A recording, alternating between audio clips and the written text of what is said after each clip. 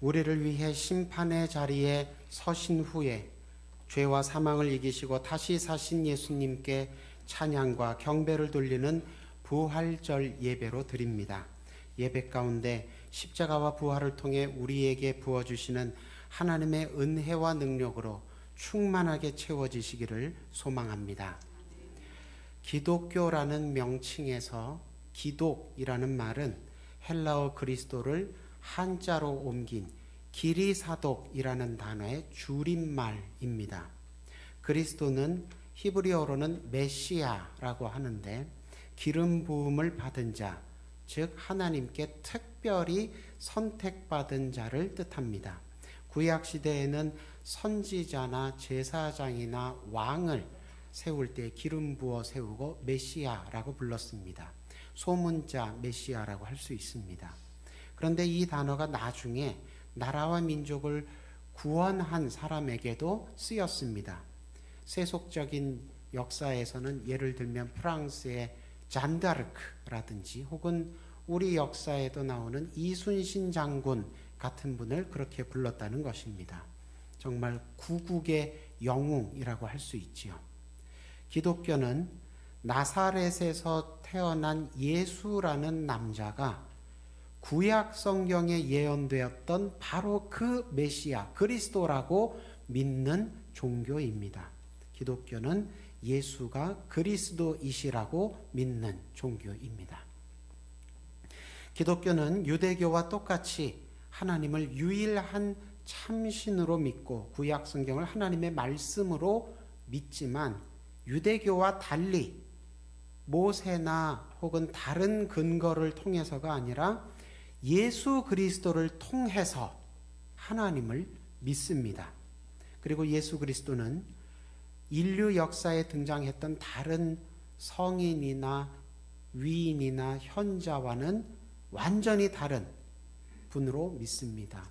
아무리 훌륭하고 뛰어난 선지자였다 할지라도 심지어 천사처럼 거룩한 존재라 할지라도 예수님은 그들과 다 다르신, 완전히 다르신 분이라는 겁니다.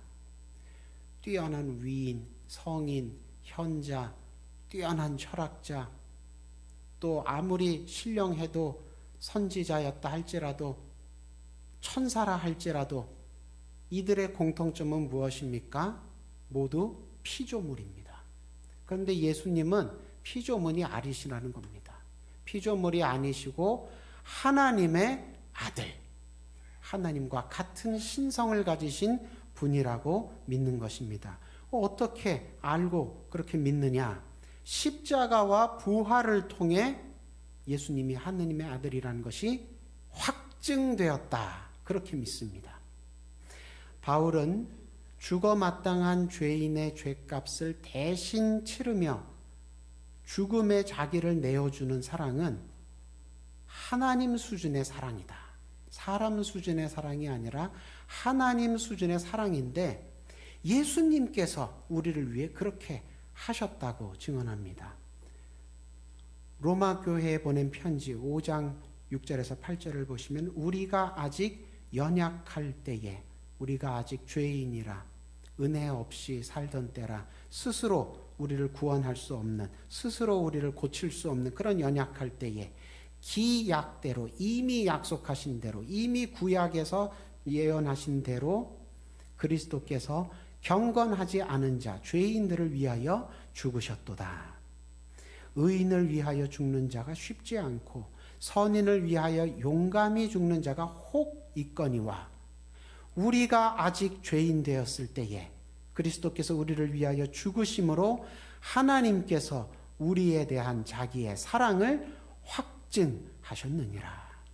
그렇게 증언하고 있습니다. 다시 말해서 예수님은 사람 수준의 사랑을 하신 것이 아니라 하나님 수준의 사랑을 우리에게 베푸신 하나님과 같은 신성을 가진 분이셨다는 것입니다.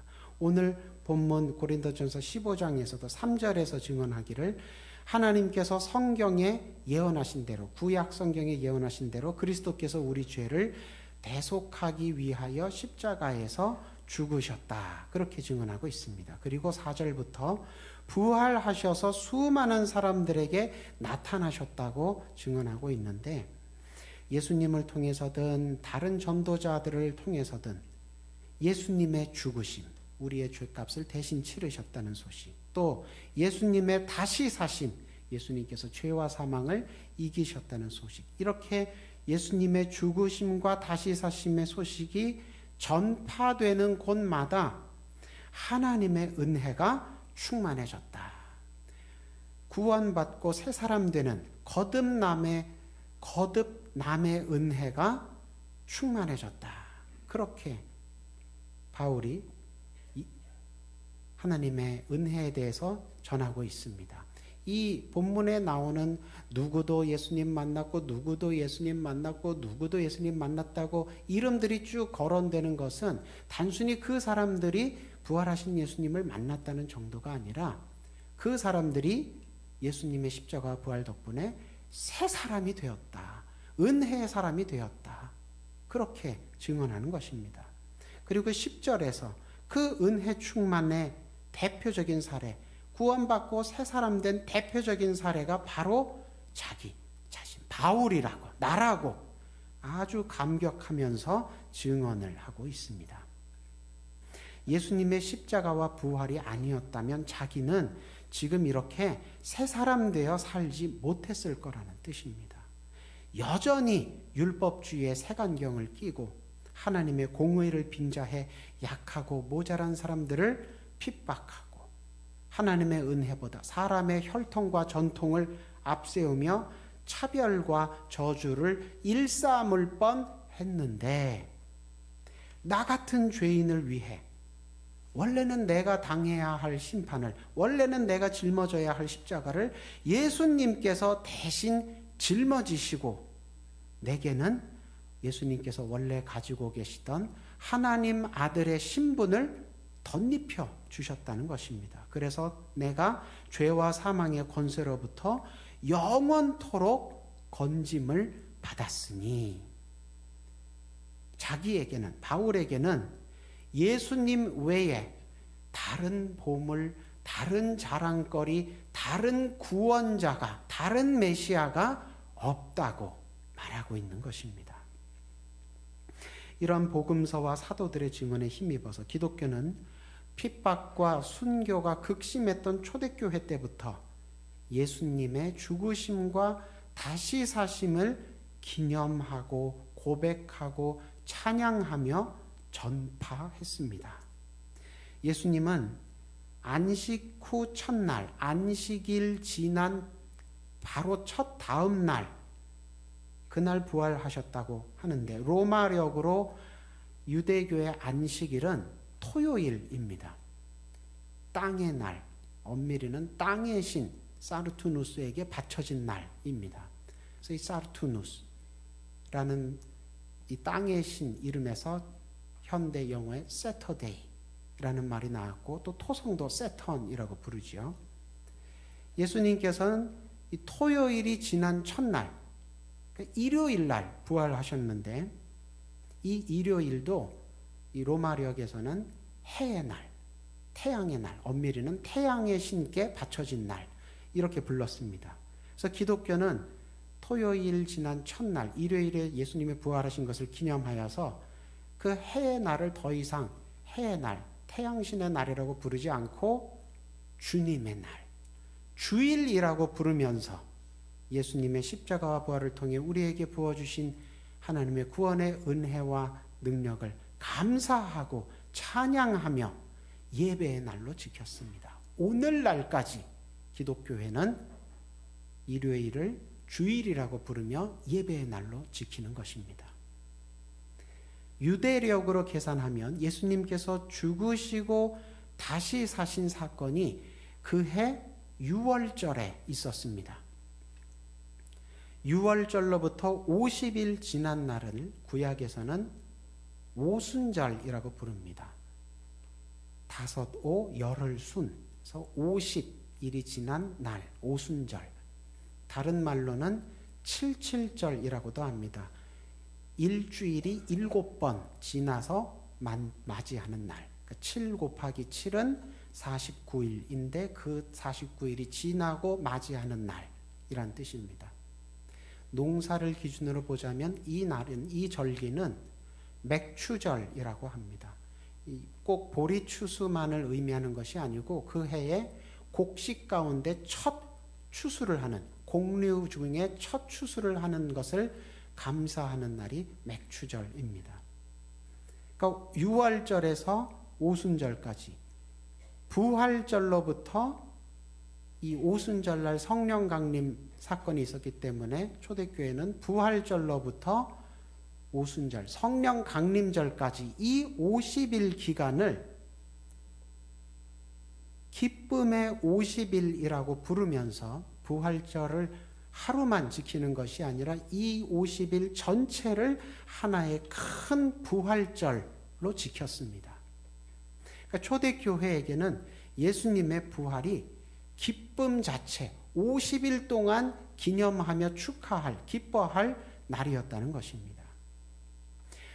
비록 유대교와 로마 제국의 오해와 혐오와 핍박이 예수님 부활 이후에도 수그러들기는커녕 점점 더 심해졌지만 그리스도께서 죽음을 이기시고 다시 살아나신 것은 그리스도를 뒤따르는 자기들, 그리스도인들에게도 우리도 그리스도처럼 고난에 지지 않고 이기게 되겠구나. 그리스도의 다시 사심, 부활은 그리스도인들의 승리의 아주 승리를 확실하게 예표하는 결정적인 증거로 받아들여졌다는 것입니다.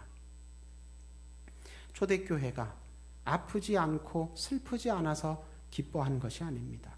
여전히 괴롭고 두려운 일들이 많았지만 그것이 지는 과정이 아니라 그리스도처럼 이기는 과정이었기 때문에 소망을 가질 수 있었고 감사할 수 있었고 기쁨을 잃지 않을 수 있었다는 것입니다. 눈에 보이는 현실, 피부로 느껴지는 분위기는 험악했지만 예수님 달리셨던 십자가를 바라보면 그 십자가는, 우리는 그 십자가를 공십자가, 빈 십자가를 씁니다. 가톨릭 교회는 거기 예수님 인형을 붙여놓지요. 근데 우리는 빈 십자가를 씁니다. 십자가는 예수님께서 분명히 거기 못 박혀 죽임당하셨지만 지금은 다시 살아나셔서 텅 빈 무덤처럼 더 이상 십자가에 달려 계시지 않기 때문에 그 빈 십자가를 바라보면서 그래, 예수님이 고난보다 크신 분이시지. 그 빈 십자가를 보면서 다시금 정신 차리게 되고 깨닫게 되고 예수님께서 우리에게도 예수님처럼 마지막 날 부활하겠다, 최후 승리를 얻게 해주겠다 약속하셨기 때문에 그 최후 승리의 약속이 이루어질 때까지 주님께서 우리를 홀로 고아처럼 내버려 두시지 아니하시고 우리와 성령으로 함께 하시고 도우시고 예비해 주심을 시마다 때마다 큰 일이든 작은 일이든 체험하며 감사하는 신앙생활을 했다는 것입니다. 사실 죽은 사람이 다시 살아난다는 소식은 모두에게 기쁘고 복된 소식으로 들리는 건 아닙니다. 어떤 사람에게는 해외 토픽에나 나올 법한 그런 흥미거리에 불과한 소식일 수도 있습니다. 또 어떤 사람에게는 어떻게 죽은 사람이 다시 살아나느냐, 비과학적인 낭설로 치부될 수 있습니다. 또 어떤 사람에게는 좀 무서운 괴담처럼 들려질 수도 있겠고, 또 어떤 사람에게는 자기에게 불이익이 초래될 수도 있는 그런 불편한 소식일 수도 있습니다.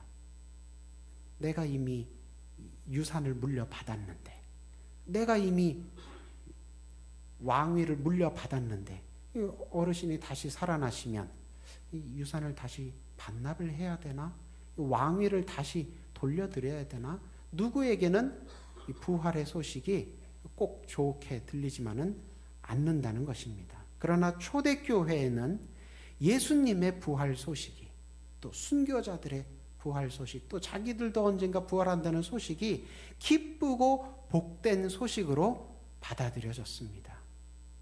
왜 누구에게는 부활의 소식이 기쁘게 받아들여지고 왜 누구에게는 예수님 부활하셨다는 소식이 별로 기쁘지도 않고 감흥도 없는 그런 소식으로 들리게 됐을까요?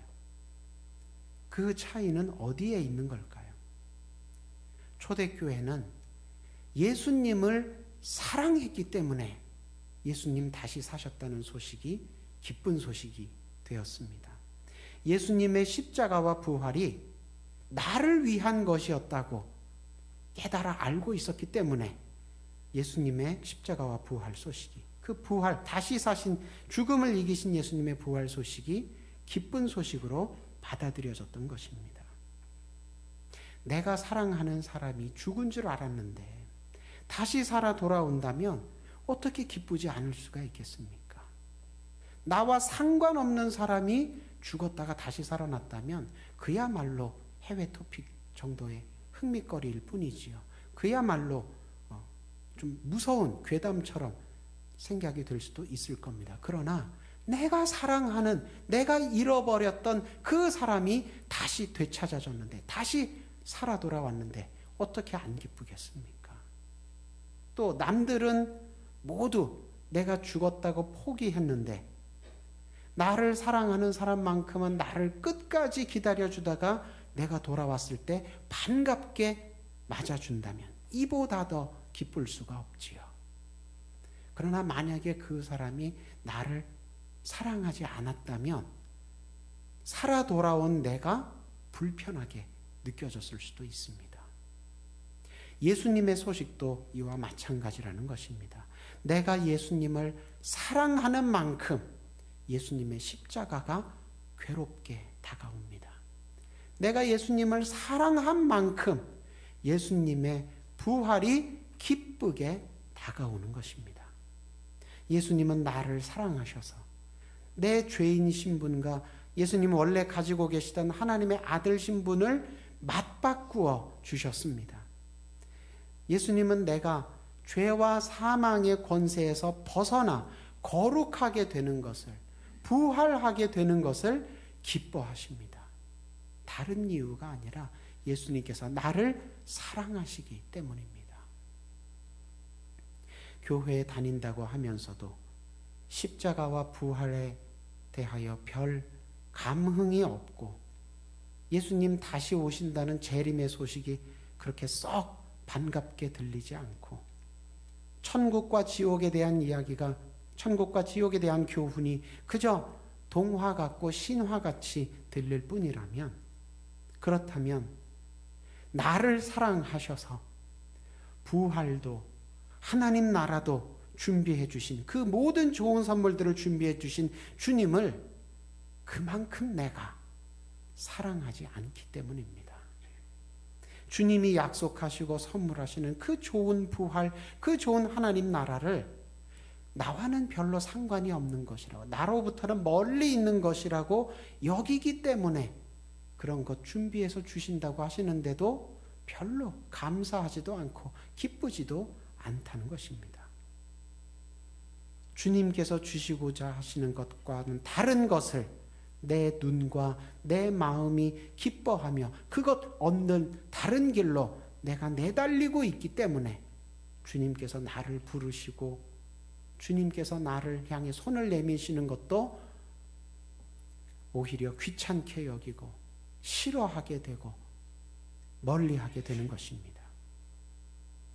바울은 예수님이 다시 살아나셔서 우리와 함께 하심을 기뻐했습니다. 그리고 바울은 예수님으로 인해 자기가 새 사람 되어 새 인생 살게 된 것을 기뻐하였습니다. 그리고 바울은 예수님이 죄와 사망을 이기셨다는 소식을 전해 듣고 예수님을 구주로 받아들인 자기와 같은 사람들이 죽는 길에서 돌이켜 다시 살아나게 되는 것을 기뻐했습니다. 예수님이 부활하시고 바울이 고린도 교회에 이 편지를 쓴 지 2000년이 지났지만 오늘도 이와 같은 이유로 기뻐하는 날들이 계속되기를 소망합니다. 이와 같은 이유로 기뻐하는 사람들이 교회 안팎에 더 많아지기를 소망합니다. 그리고 그 기뻐하는 사람들 중에 우리도 꼭 있기를 주님의 이름으로 축원합니다. 기도하겠습니다. 죄와 사망의 권세를 이기시고 다시 사신 주님, 말씀을 통해 예수 부활, 내 부활의 은혜를 허락하시고 오늘도 그 은혜의 자리로 초대하여 주심에 감사합니다. 말씀에 힘입어 세상의 어둠에 속지도 말고 지지도 말게 하시고 기쁜 부활의 증인이 되어서 하나님 나라 크고 아름답게 세워질 때에 한 장의 작은 벽돌로라도 쓰임받게 하여 주옵소서. 예수님 이름으로 기도드립니다. 아멘.